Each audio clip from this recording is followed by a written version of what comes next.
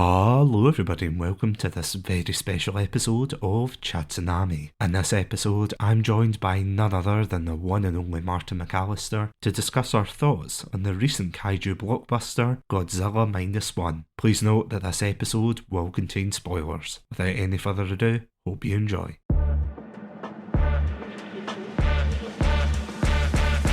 Welcome to Satsunami.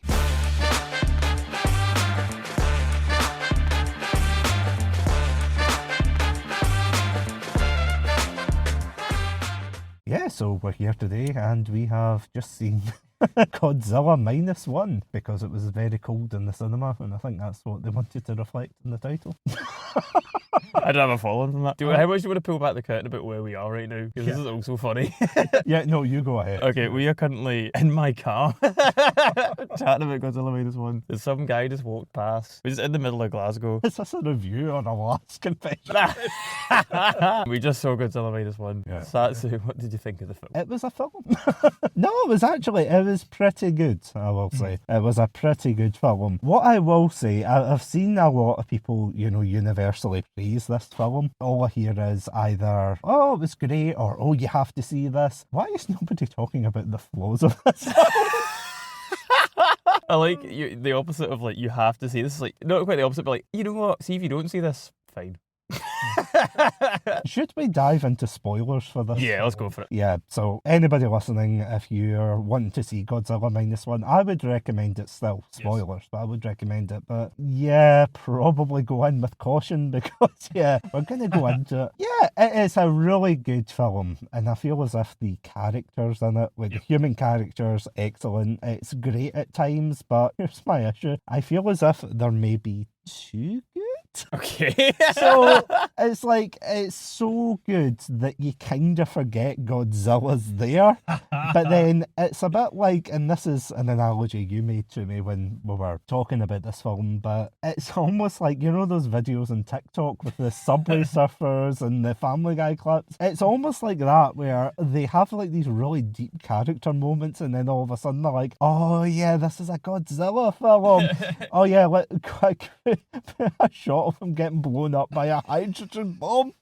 And you're like, I'm sorry, what? That was sort of nowhere as well, because the rest of the film is mainly centered on a main character or his other half, his partner, and it's they're the only two characters that are, it's always from their point of view. Well, not point of view, but they're always in the room for virtually every scene, and apart from maybe the final battle at the end with the main character's ship's crew, who are also all really interesting, they get a bit of spotlight. So it's a very grounded film in terms of the amount of characters that really limited, and it's always, you're only getting to see very limited amount of information. So all of a sudden in the middle of this must have been put in at the end, I think, because in the middle of the film, what Satsu's alluding to is just in the middle of all this drama of post-war Japan, they go, by the way, they've detonated the hydrogen bomb and it woke up Godzilla, and it's they show you this completely apropos of nothing. It's just, none of the other characters have any knowledge of this, and it's just oh, by the way, this is a Godzilla film. And it was so funny, and it was so weird. Yeah, because it goes from this really well-acted character, this poor potential kamikaze. Ironically enough, he's the worst kamikaze pilot, but that is a good thing, let's face it. If you want to live, you want to be a bad kamikaze pilot. Yep. But he ends up going to this island where, I have to say, I don't know very much in this part of history, to be honest, but that is a horrific thing to be stationed on an island where your only job is to fix up the kamikaze planes and then slap them and go, there you go, I'm fun you go. Oh my god. But then, the film early on blows it, heat ray, let's say, by saying, oh yeah, remember Godzilla? He just absolutely mercs all of these kamikaze engineers and things. You're like, oh my. It's actually quite unusual to see Godzilla straight up fighting people as well. What, fisticuffs? Fisticuffs, but you don't see Godzilla bite people very often. Yeah, and obviously he's a lot smaller at the start of the film, so he can do that human-sized biting. But it's just quite unusual to see that. And I actually thought this film, especially the opening scene, but there's a few scenes in the film that are actually quite violent, which is quite unusual for Godzilla. Godzilla's usually a bit it'll hide stuff, and it wasn't gory, it wasn't anything like that, but more just just like actually seeing and hearing Godzilla kill people is quite unusual. Yeah, that was a weird thing. I mean, I thought the action was great and everything, but in terms of the actual violence,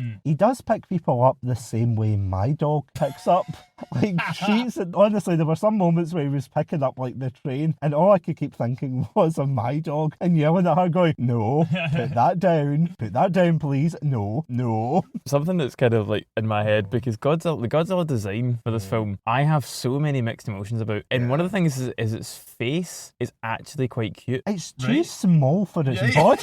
Because he's biting the train, he's like, yum. And he's padding along in doggy paddle for a lot of the film with his face just above the... It's a bit cute. It's weird. What you're saying is he wasn't kawaii back then. He wasn't. But also then he's got like these gigantic thighs.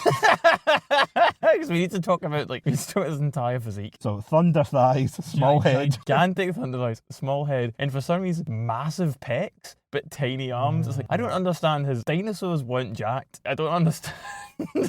Why? I'm sorry, were you there when the dinosaurs? Obviously not. But I don't understand why he's got an absolutely ace upper half that Arnie would have been jealous of.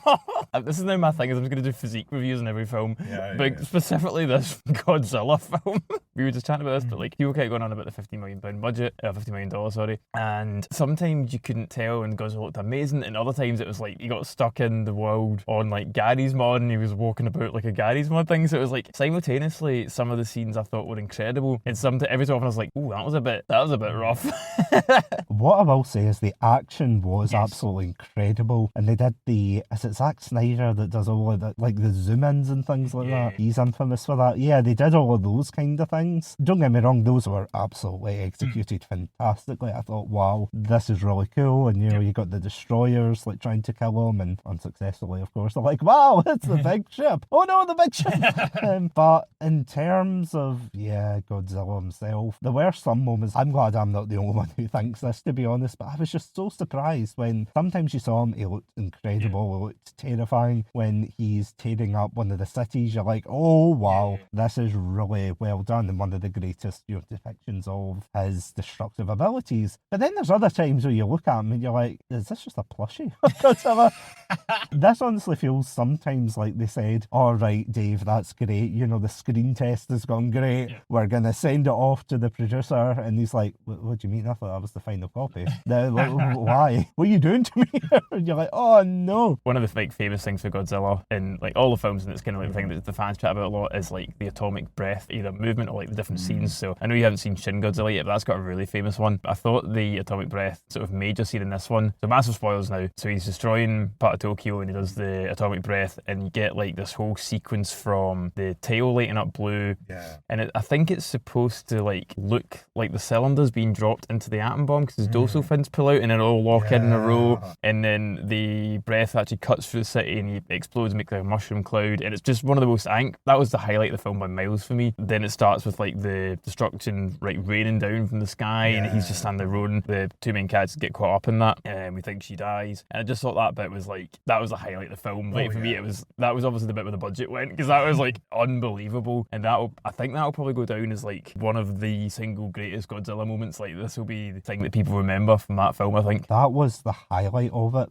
And this is probably the moment that I think people are going to dogpile on me for here, but there was a particular scene. What is this going? There is a particular pacing issue in this film, and don't get me wrong, I never really felt bored at any moment. As I said, the action was great, the actors themselves, they were absolutely fantastic. Putting them together, though, I think it felt as if there was two different kinds of films.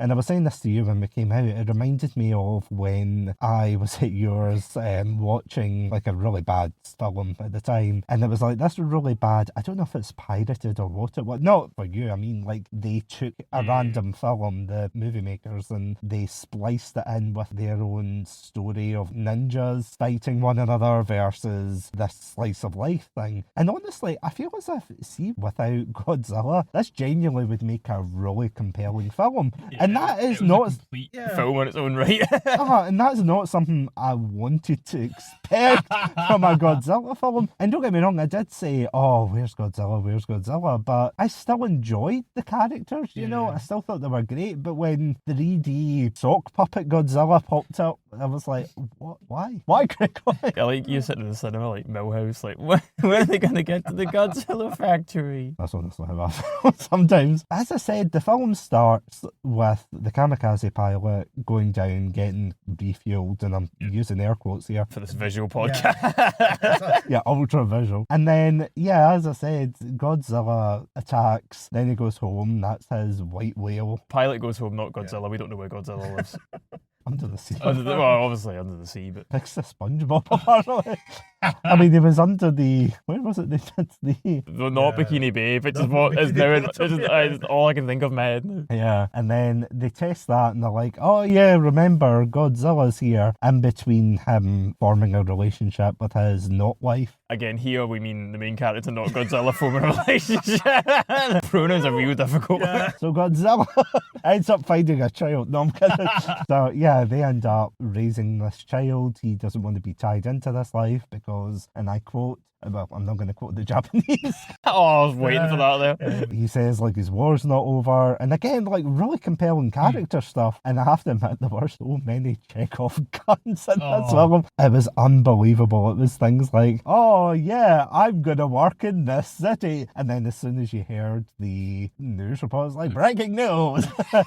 This city is going down. I repeat, this city is going down. And you're like, oh. It wasn't really because like every scene, I get that sort of view of irony, but every scene, it was, you could see him getting closer to like his confrontation with Godzilla, which is really cool because it was like, oh, and then he starts working in the water, and we've all seen the trailer, so Godzilla effect, we know he's gonna happen. And then it was like the bit that got me at the end, and it was like, so the main character's the fighter pilot, and the only other person that survives on this island is one of the technicians. At the end of the film, he's like, we're gonna distract Godzilla in the big final fight with a fighter pilot, and he's got this one of a kind plane, and we need a mechanic to fix it up. And it's like, oh come on, it's not gonna be that one fella, and they actually seek him out. I actually thought it was gonna be a coincidence that it happened to be the same guy, but they went and talked about it. It's like, no, it has to be this one guy. And I was like, it didn't. It really did. Like, any mechanic could have fixed that plane. It was like, no, it has to be that man that I let his regiment die because I was too scared to fight Godzilla the first time. Yeah, and then he pieced the shit out of him. Yeah. And I was like, can you imagine if he bet him within an inch of his life and you gave him a brain concussion? You can't kill Godzilla anymore. The guy can't see his face. He's like, which one of the two Godzillas do I... I'm seeing double here, 4 Godzillas. It's like he's aiming for the Godzilla he thinks to the left and just, did I get him? I feel like we got him. Oh, yeah, some moments were just so goofy. I mean, here's the thing, because I know you're more of a Godzilla fan than I am, but would you say that this is a good Godzilla film? Yeah, I think so. Like, I think so. The Godzilla films broadly come into one of 3 categories. So you get like the original film, which is like a serious film, like a horror film almost. I don't know what you call it, like a monster horror film. Then you have like, we reviewed Godzilla vs King Ghidorah, and I think a lot of the films fall into that schlock where Godzilla's the hero and it's funny and that is like actiony, those films. And then the third film is kind of like Shin Godzilla, where it's like a bit more modern, there's different things going on, there's like evolution, there's like all sorts of different science concepts, and it's a bit more sci-fi but still within the grips of our world. And so this film was like very much in the first Godzilla category, like the original film, like it is just, he's just a straight up horror monster. I think it was really good, a good Godzilla film from that point of view, but like it's hard to say it was a good Godzilla film. I think it was, because that's the kind of Godzilla film I like. But if you're one of the people that are out there like, oh, I love the schlock, then you're not getting much schlock in this one. There's no Godzilla fighting other monsters, there's no time travel, none of that. None of that business in this one. I mean, I did hear that it was meant to be more of a serious take, and I have to admit, kudos to them for pulling it off, because, as I said, the characters were great, the action was great, but my God, Godzilla, man, what did he do to you at the time? Again, I don't have enough evidence to say, oh, it's not definitively a good Godzilla film, but yeah, this film, as good as it is, I would recommend everyone go see it, but it's 2 different films, come on. It's just, you know, you have a really compelling human element story about Japanese civilians after ex-soldiers and civilians after the Second World War. And then Godzilla's kind of like an afterthought because, as I said, if you cut out Godzilla and then replace it with another antagonist, I know that's the point of Godzilla, he's the poster child for the atom bomb, as it were, but yeah, it did seem as if it was a bit disjointed. No, I get what you're saying. Like, it could have been any kind of other threat. It came together at the end. I will say that. It did come together at the end, and for that I'm grateful. But yeah, and I did think it was clever the way they dispatched them, because I genuinely thought with all of their tanks and things, I thought, what are they going to do? Although, is it bad that when they said, the briefing scene, they're like, we've got a way to stop Godzilla, look out in the courtyard. Were you expecting a giant bomb? I was honestly expecting an atom bomb. And I don't know if it's just because I've just seen Oppenheimer. Or like, what it was. I was expecting an atom bomb. I was going to pull back the curtains and a bomb was going to be there. I was like, did you guys put that there in advance? Or like...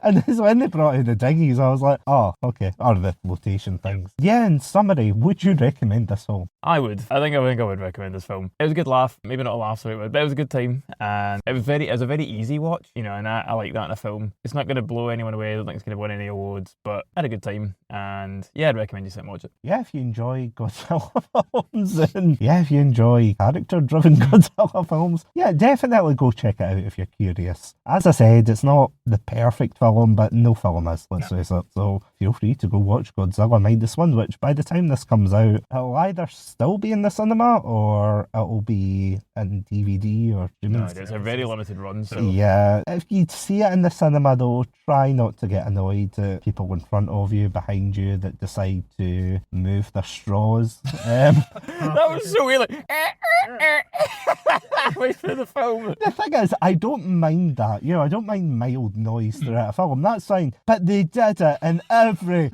single sad scene. Oh, the mum's quote unquote dead.